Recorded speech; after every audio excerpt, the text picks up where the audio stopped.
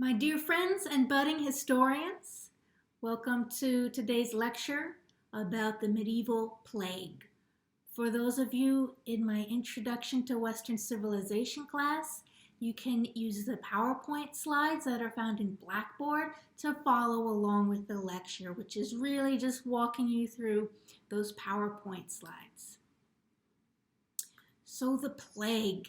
Let's set it up first about how life was prior to the plague. You'll remember from your notes on the High Medieval era that Europe was experiencing a period of expansion and growth, kind of a flowering. Europe was really flourishing in the 1200s. After the Crusades, there was so much more contact with other parts of the world.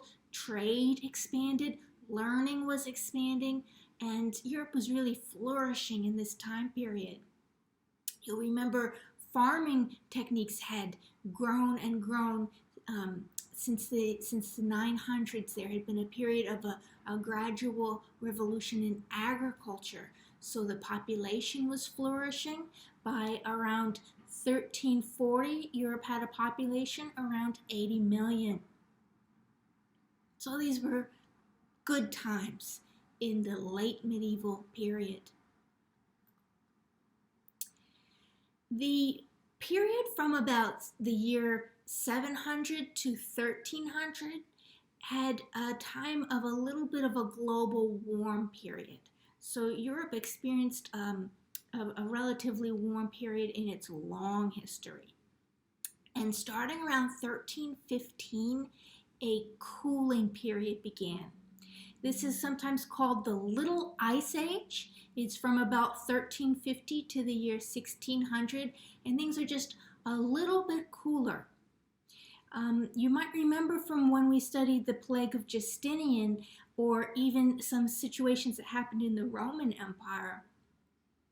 You might remember that changes in climate can result in changes in bigger ecosystems. So disease vectors can change, and the disease itself can change. Maybe this new colder climate makes life really good for certain kinds of bacteria or viruses.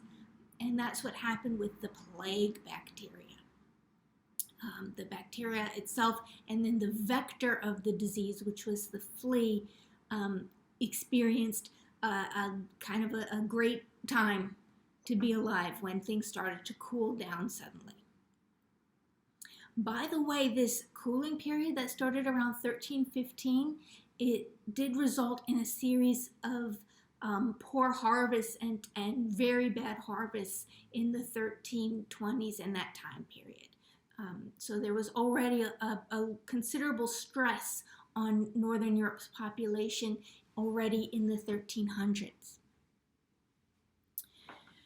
Around this 1320s time period, there looked to have been some first incidences in the disease in Eastern Asia, in sort of the northern China region. And because of the expansion of trade and because of that Pax Mongolica, this disease was able to travel very rapidly because people were moving around, exchanging goods, exchanging big cargoes of things that could have a rat or a flea in the cargo. Things hidden in the textiles that were exchanged. So these things were moving very fast and very far. And so all those good times, that great trade I spoke about, that also lent into why this disease, when it occurred in China, spread like wildfire. Once the plague got into Europe from traders, it spread into southern Europe, particularly around Italy, where there was a really booming trade, and then from Italy northwards and into the interior. It spread very quickly along trade routes and very quickly in densely populated areas. There's some instances of areas that had little to no incidence of plague. So it was kind of a happenstance, hit or miss thing.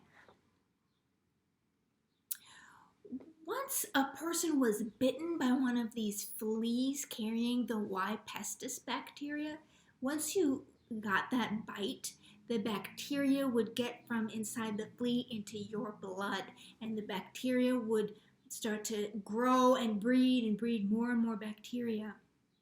And they especially would grow well in your lymph nodes.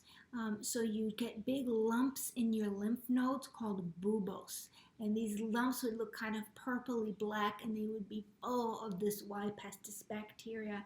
And meanwhile, you're feeling terrible aches, pains, fever, chills, so all of those disease symptoms, the fever as your body's trying to get rid of the bacteria and kill it, right? But this bacteria is very strong. As people succumb to the disease, gangrene would set in, and their body parts would slowly die. And as they would die, the gangrene would turn the extremities black.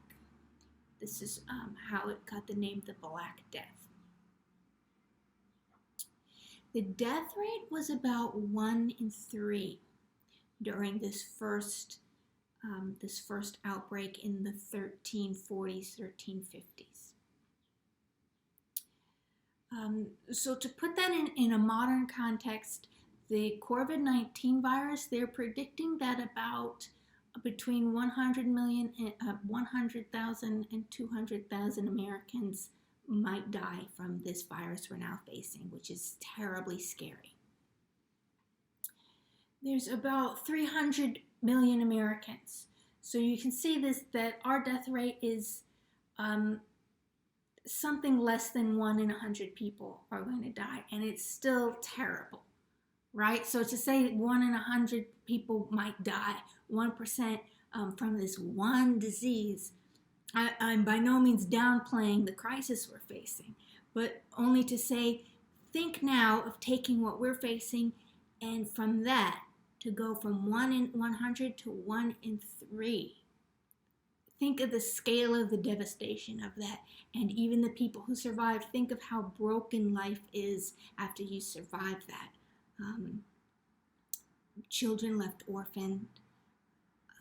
People are hungry because no one's been able to keep up the farm over this time period.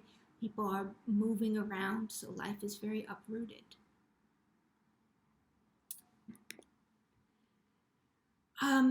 The plague left elements in the culture for the next few hundred years. There was a very morbid kind of element in the culture. It's kind of weird to think of something that devastating, to think that culture still went on even, right? But people still were interacting, and they had their belief systems, and they still told stories and expressed themselves. For example, Boccaccio wrote his very famous group of 100 stories called the Decameron, and he wrote this in 1350. And the setup to the Decameron is that a few people have gotten together to cloister themselves, to kind of quarantine themselves from the plague, and this long time they're going to stay inside and not see anyone but their own little group. They're going to tell stories to keep themselves interested and engaged while they're quarantined. Another cultural shift we see is there's sporadically problems of anti-Semitism in Europe kind of throughout the entire medieval period. The plague does give us a high point in anti-Semitism because many European Christians decided to blame Jews for this terrible disease. So there's an increase in a general anti-Semitic feeling and in also violent outbreaks where Christians are attacking Jewish communities. After this first outbreak kind of dies down in the 1350s, there are continual outbreaks from time to time. Most recent in Europe was in Marseille in the 1700s. There was a very bad outbreak in London in the 1660s. So this bacteria, it never quite goes away. Nowadays we have antibiotics, so when the plague does show up, you're very often able to be treated very quickly and effectively, and it kills the bacteria. There was even an outbreak of plague in the last century in the 1920s in Los Angeles, just to give you an idea. So the results of this plague in the immediate aftermath were terrible, almost beyond description how terrible and devastating this was. However, from a distance, we can look at long-term results, and some really interesting things happened in the generations following this 1350 outbreak. So not right away, but within the next generation or so, what we start to see is that the rent rates dropped because people who own land were kind of desperate for anyone to come live on the land and get some income going, so they would drop the rent. Wages increased. This is a little simplified, but think that there's less people to do the work. So that means that labor is in high demand. There's a higher demand for labor than there is supply. Artisans were really in high demand, particularly artisans like smiths. So in your slide, if you're looking at it, you have a little medieval image of a smith there at his forge working his iron. In this situation, the food prices dropped.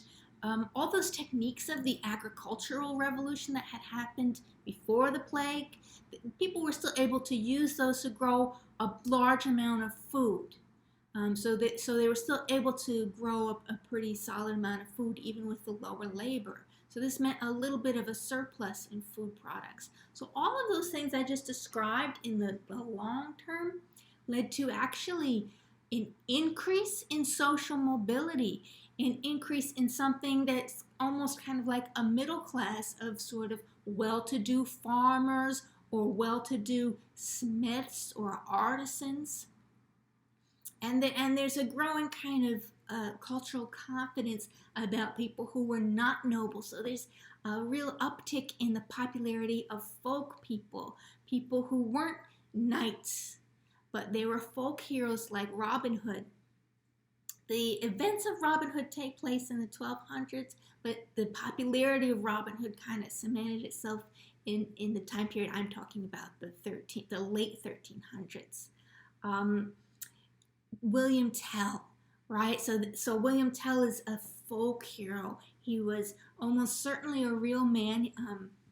I'll take one minute to tell you the story of William Tell, who's so famous for shooting an apple off of his son's head. Why was he doing that? William Tell was a Swiss person who lived in a Swiss canton, and these cantons had actually a lot of autonomy. They weren't really ruled directly by a king. They were nominally under the head of the Holy Roman Emperor.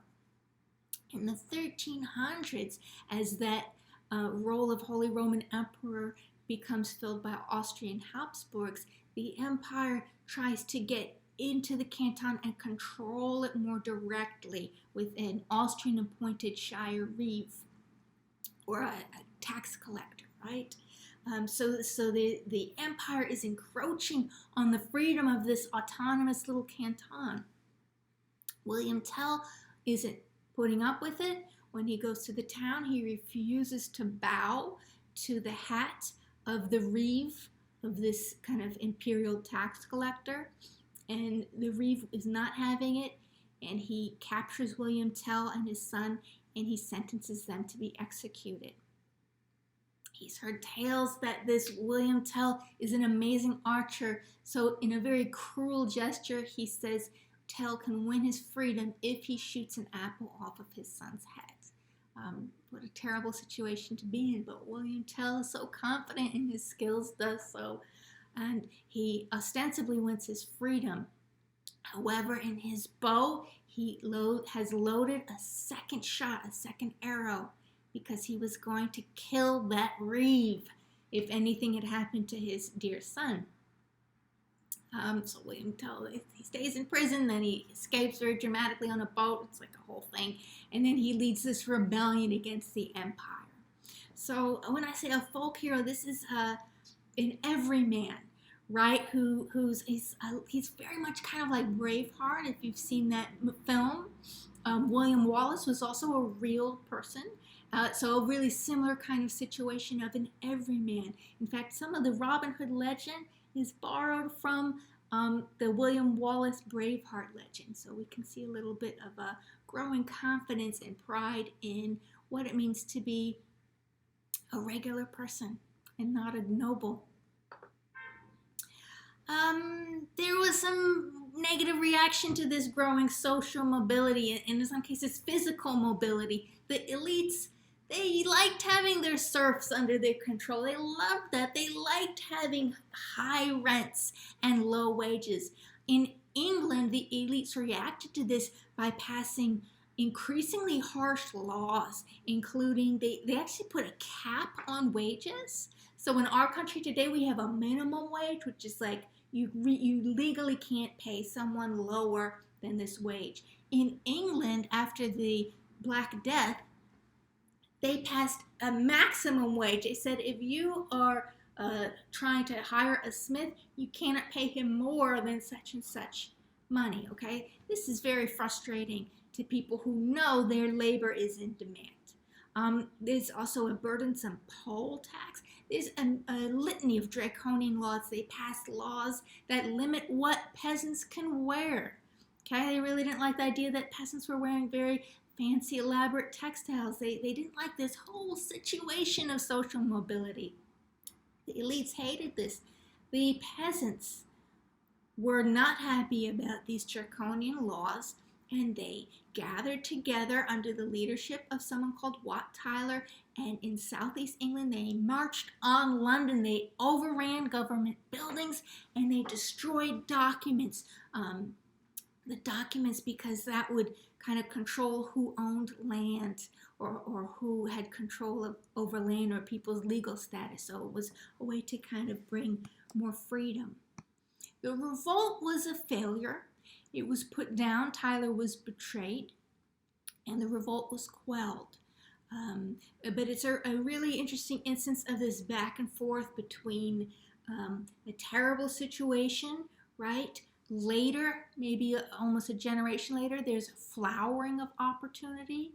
Then there's this pushback from the elites. So you'll see this is kind of the start, not the start, but it's one incidence in many of common people banding together to fight for their freedoms and for their rights.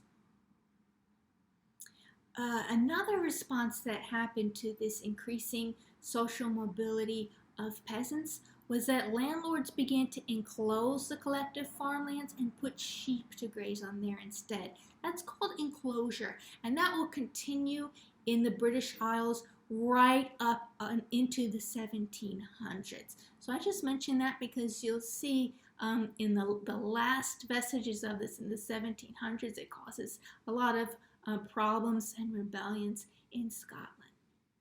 That was your brief overview of the plague. Please, if you're my student, go ahead and contact me with your questions or comments. And even whether you're my student or not, please feel free to leave comments in the comment area below. Thank you so much for joining me.